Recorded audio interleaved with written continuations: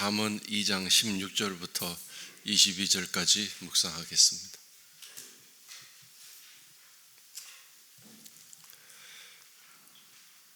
지혜가 또 너를 음녀에게서 말로 호리는 이방 계집에서 구원하리니 그는 젊은 시절의 짝을 버리며 그의 하나님의 언약을 잊어버린 자라. 그의 집은 사망으로 그의 길은 수월로 기울어졌나니 누구든지 그에게로 가는 자는 돌아오지 못하며 또 생명길을 얻지 못하느니라. 지혜가 너를 선한 자의 길로 행하게 하며 또 의인의 길을 지키게 하리니 대저 정직한 자는 땅에 거하며 완전한 자는 땅에 남아 있으리라. 그러나 악인은 땅에서 끊어지겠고 간사한 자는 땅에서 뽑히리라. 오늘 말씀에서 지혜가 우리를 선한 길로 또 정직한 자의 길로 완전한 자의 길로 이렇게 여러 가지로 표현되고 있는데, 이 지혜를 따라 살지 않는 삶을 뭐라고 얘기하고 있습니까? 음녀에게 빠지는 길, 이방 계집에 빠지는 길, 이렇게 첫 번째 이렇게 하나님 말씀대로 살지 않는 일을 이렇게 표현했습니다. 여기에서 그 말로 호리다, 또 이 음녀라는 말은 유혹하다 그런 뜻을 가지고 있는데, 호리다라는 말도 아주 달콤하게 그런 뜻을 가지고 있습니다. 하나님 말씀대로 살지 않게 하는 그 유혹과 또 옳지 않는 그 길인데도 그것이 옳고 좋아 보이는 길로 말로 이렇게 호리는 듯한 그 유혹의 상태를 우리들에게 잘 표현해 주고 있습니다. 누구든 그 일이 악한 길이고 또 어제 말씀드린 것처럼 불편한 길이고 그것이 좋아 보이지 않는 그런 길이라면 누가 하나님 말씀과 반대되는 길을 그렇게 서슴없이 할 수 있겠습니까? 좋아 보이고 굉장히 달콤해 보이고 또 그것이 더 낫게 보이기 때문에 하나님 말씀을 어긋난 반대되는 길을 가는 것입니다. 이것을 바람피는 것처럼 음행하는 것처럼 이렇게 표현을 했습니다. 그러나 지혜가 있으면 이런 모든 일에서 구원하리라 그랬습니다. 구원될 것이다. 구원된다. 건짐받는다. 그러니까 지혜가 없으면 분별하지 못하고 구별하지 못하고 이 일에 빠져버리는구나, 이걸 깨닫게 될 것입니다. 그 뱀이 하와에게 와서 말로 호렸지 않습니까? 아주 달콤한 말로 유혹을 했을 때 지혜가 없었기 때문에 결국 거기에 빠져들고 그 말씀에 어긋난 삶을 선택하고 말지 않았습니까? 선택했고 행동으로 옮겼습니다. 그 지혜라는 것은 우리가 하나님 말씀이 어떠한 것인지, 하나님 뜻이 어떠한 것인지 알게 하고 구별하고 분별하게 하는 능력이 되는구나. 이 지혜는 결국 하나님 말씀을 통해서 주어지는 것임을 다시 한번 깨달아야 되겠습니다. 신앙생활에서 이 지혜가 얼마나 중요한가를 다시 한번 깨닫게 됩니다. 내가 내 힘과 능력으로 달콤해 보이는 이런 유혹들을 이겨내거나 또 분별해내는 것은 어려운 것이구나, 이걸 깨닫게 됩니다. 젊은 시절에 짝을 버렸다. 여기서 젊은 시절이란 뭔가요? 활동하고 열심히 달려가고 원기왕성하게 살아갈 때 그런 때를 말합니다. 즉 신앙생활을 잘 할 때, 신앙생활을 열심히 했던 첫사랑의 그 신앙의 뜨거운 그런 때의 짝을, 여기서 짝이란 결국 뭐겠습니까? 하나님 또는 주님, 또는 더 좁게 말하면 말씀 버렸다. 그래서 결국 하나님의 언약, 약속을, 언약이란 계약을 뜻합니다. 계약, 서로 간의 한 약속. 그러니 의무가 이제 불성실해지고 하나님 앞에 해야 할 책임을 하지 못하는 계약 파괴자가 되는 것입니다. 계약 파괴자가 되면 어떻게 됩니까? 상대방도 그 계약에 성실하게 임할 의무가 없습니다. 한 사람이 그 계약을 파괴했는데 남은 한 상대방이 뭐 때문에 그 계약을 성실하게 이행할 의무가 있겠습니까? 계약이 파괴된 관계인데 다른 어떤 것을 해주시오, 도와주시오 하는 것도 이건 어리석은 일이고 우스운 일 아니겠습니까? 우리가 하나님과의 관계에서 언약, 이 말로 한 약속인데요, 이 언약을 지키지 않으면서 언약에 그 불성실하게 먼저 그 계약을 파괴한 사람은 하나님이 아니라 우리들이죠. 우리들이 하나님과 관계를 깨트립니다. 뭐 때문에? 말씀을 안 지킬 때. 나는 너의 하나님이 되고 너는 나의 백성이 될 것이다. 그러면서 뭘 요구하셨습니다? 내가 너에게 주는 모든 명령과 법규를 잘 지켜라 그랬지 않습니까? 구약시대는 잘 지켜라 그래놓고 안 지켰을 때 아주 하나님 앞에 큰 잘못을 저지르는 분노의 삶을 우리가 드렸지만, 이제는 주님의 은혜로 인해서 누구든지 잘못했어요라고 회개만 하면 다 그 죄가 용서가 되는, 그 법을 지킨 것처럼 인정해 주시는 그런 은혜가 있지 않습니까? 그런데 이 언약을 안 지키는 게 아니라 잊어버렸다. 계약을 아예 잊어버렸기 때문에 지킬 생각조차 못하고 있는데, 지혜는 이 언약을 계속 생각나게 하고 잘 지킬 수 있는 힘과 능력을 주는 것이다. 자, 그 다음에 18절에 여기 말씀을 지키지 않는 사람의 집은 사망이로 그의 길은 수월로 기울어졌다. 이 집은 삶 전체를 말하죠. 집이라는 것은 인생 전체를 말하는데, 기울어졌다, 방향이 그쪽으로 틀어졌다 그 뜻입니다. 그러니 여러분, 지혜가 없는 신앙생활은 사망으로 이게 방향이 틀어져 있고, 스월은 지옥을 뜻합니다.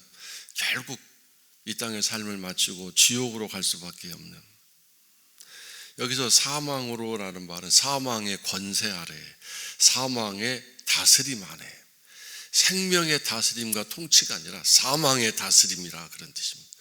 하나님의 다스림, 통치는 생명으로 우리를 이끌어 가십니다. 그러나 죄에 빠져 있는 사람은 그 죄의 권세가 사망이죠. 그리고 결국 지옥으로 가게 되는 것이다. 오늘 이 땅의 삶을 살면서 당장 하나님 말씀 어긴다고 해서 곧바로 사망이 오고 곧바로 지옥이 오는 것은 아니죠. 그러나 결국 기울어졌기 때문에 계속 그 가는 방향이 사망이요 지옥으로 가는 것입니다. 우리가 하나님 말씀을 지키고 지혜롭게 살아가는 것이 왜 필요한지를 다시 한번 깨닫게 됩니다. 누구든지 그에게로 가는 자는 돌아오지 못하며, 그에게가 뭡니까? 앞에서 나온 음녀나 이방 계집, 그런 하나님 말씀과 반대되는 그런 방향을 말합니다. 왜 돌아오지 못할까요? 이것은 자신의 힘으로 돌아오지 못한다, 자신의 능력으로 돌아오지 못한다, 그런 의미를 가지고 있습니다. 그런데 하나님의 어떤 말씀, 또 어떤 일을 통해서 하나님 말씀으로 깨닫고 돌아올 때는 가능성이 있습니다. 하나님은 그렇게 돌아올 수 있도록 말씀에 집중하도록 뒤통수를 한 대 때리시기도 하고, 큰 어떤 풍파로 정신을 바짝 들게 해서 하나님 말씀으로 돌아오게 하든지 그렇게 하실 것입니다. 자기 힘으로는, 자기 스스로의 깨달음과 자각으로는 돌아오지 못하는 것, 이것이 결국 사망의 길에 아주 강력한 힘입니다. 그래서 그 사망의 길로 가는 사람에게 정신 바짝 차려서 너 사망의 길로 가고 있구나 라고 하나님이 하시는 말씀을 듣도록 하기 위해서 이렇게 뭔가 큰 소리로 말씀하시든지 또는 뒤통수를 때리셔서 정신 들게 하실 수도 있습니다. 지혜는 다시 결론으로 선한 사람에 가야 할 선한 자. 이 선한 자라는 것은 하나님 보시기에 좋은 사람의 길, 그런 뜻이죠. 내가 보기에 좋은 게 아니라 하나님 보시기에 좋은 길. 이것을 구별하고 분별해서 깨닫고 그 길을 행하게 하고 악인의 길을 의인의 길을 지키게 한다. 계속 가게 한다. 의인의 길을 벗어나지 않도록 의인의 길을 계속 갈 수 있도록 도와주는 것이다. 하나님 말씀을 통해서 계속 깨닫게 하고 분별하게 하고 나를 점검하게 하니 그 길을 갈 수 있는 힘이 되지 않겠습니까? 근데 하나님 말씀을 알지 못하면 거기서 지혜가 없기 때문에 내가 지금 무슨 길을 어떻게 살고 있는지를 알 수 없고 깨달을 수 없는 것입니다. 사람은 언제나 자기 사는 행하는 모든 일들이 마땅하다, 옳다고 생각하고 그것을 버릴 생각이 없기 때문이죠.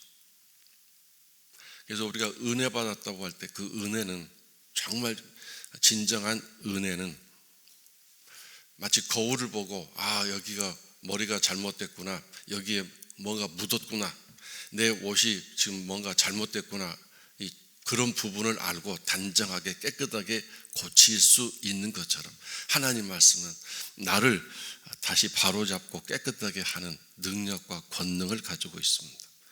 그렇게 그런 일들이 일어났을 때 말씀을 통해서 은혜를 받았다라고 말할 수 있습니다. 물론 어떤 감동 또 어떤 기쁨 그런 경우도 은혜를 받았다고 할 수 있겠지만 정말 진정한 은혜는 말씀을 통해서 내가 잘못되고 어긋난 부분들, 더 심지어는 내가 이대로 가다가는 사망의 길로 가는 거구나, 이대로 가는 것은 지옥으로 가는 길이구나, 이걸 깨닫고 내 모든 인생 전반에서 그것을 발견하는 것이 이게 엄청난 은혜 아니겠습니까? 나를 살리시기 위해서 이렇게 이 순간 이 말씀으로 나를 깨닫게 하고 나를 보게 하셨구나. 하나님 감사합니다. 나를 사망의 길에서 벗어나게 해주시니 감사합니다. 내가 생명이신 주님을 붙들고 가겠습니다. 이런 놀라운 이 은혜가 우리를 진정으로 감동시키는 그런 매일매일의 말씀 묵상의 삶이 있기를 주의 이름으로 축원합니다. 자, 마지막 절에 두 구절, 정직한 자는 땅에 거한다, 땅에 남아있으리라고 그랬죠. 완전한 자, 정직한 자. 정직하다는 말이 무엇인지 계속 말씀을 드렸습니다. 마음에 깨달아지는 부분을 변명하지 않고 두려워하지 않고 감추지 않고 불편해하지 않고 머뭇거리지 않고 그냥 고백하는 것. 하지 못하고 할 수 없고 하기 싫어하는 것이지만 그걸 머뭇거리지 않고 그것을 정직하게 고백하는 것. 이런 사람과 완전한 자. 사실 우리가 내 힘으로 완전할 수 없습니다. 이 완전하다라는 말은 하나님 말씀을 잘 지켜 완전히 하나님 말씀을 행한 사람이라는 뜻인데 우리가 어떻게 하나님 말씀을 완벽하게 지킬 수 있습니까?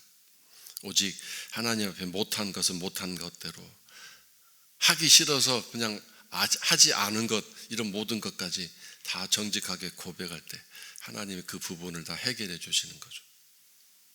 여러분 자녀를 키울 때 여러분 자녀가 정직하게 고백하면 그 정직하지 못한 부분을 다 이행하도록 막 요구하고 너 그거 행할 때까지 밥 안 줘, 그런 적이 있습니까?